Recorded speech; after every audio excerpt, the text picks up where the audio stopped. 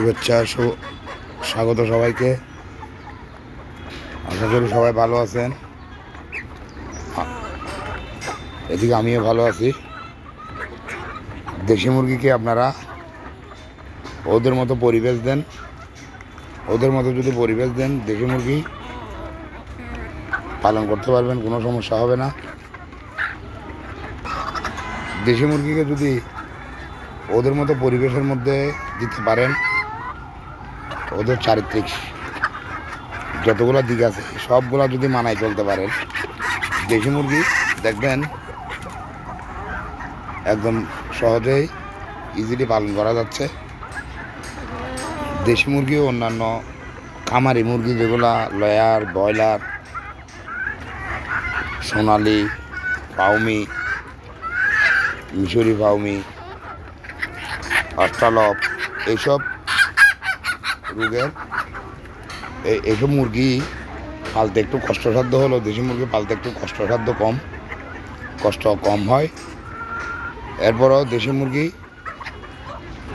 একটু কম বড় হয়, সহজে বড় হয় না, ধীরে সুস্থ বড় হয়, ডিমও কম দেয়। কিন্তু ডিমও দাম, মুরগির মাংসও দাম আছে। তো এখানে কথা হচ্ছে দেশি মুরগি আপনি ওকে যদি এভাবে, এই যে দেখেন আমি ওদেরকে এভাবে, এই রাত্রে ওরা ঘর এটাতে থাকবে, দিনের বেলাতে ওদেরকে ছেড়ে দেয়। এগুলো হচ্ছে সবগুলা উমের মুরগি বলে আমাদের চট্টগ্রামের আঞ্চলিক ভাষায়। ওরা এক জায়গায়, যে জায়গায় ডিম পারছে ওই জায়গায় বসে থাকে।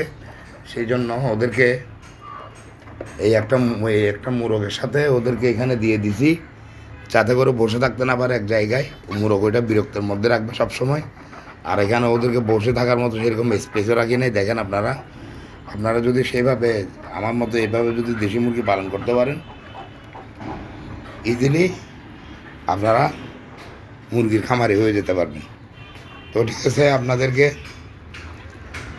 মুরগির পরিবেশ নিয়ে, এই যে দেখেন দিনের বেলায় এই জায়গায় থাকে, রাত্রে ওখানে থাকে, বৃষ্টি আসলে ওরা এই ঘরের মধ্যে চলে যায় দেখেন। আর বৃষ্টি চলে গেলে, রোদ উঠলেও ভিতরে চলে যায়। এই ছায়ের মধ্যে ওরা বাইরে এভাবে খাবার দাবার করে। তো ঠিক আছে, এভাবে পরিবেশ দিয়ে আপনারাও পালন করতে পারবেন। আমার চ্যানেলটাকে সাবস্ক্রাইব করবেন, ফেসবুকে ফলো দিবেন, লাইক কমেন্ট শেয়ার করে সবাইকে দেখার সুযোগ করে দেবেন। খোদা হাফেজ, সবাই ভালো থাকবেন। আসসালামু আলাইকুম।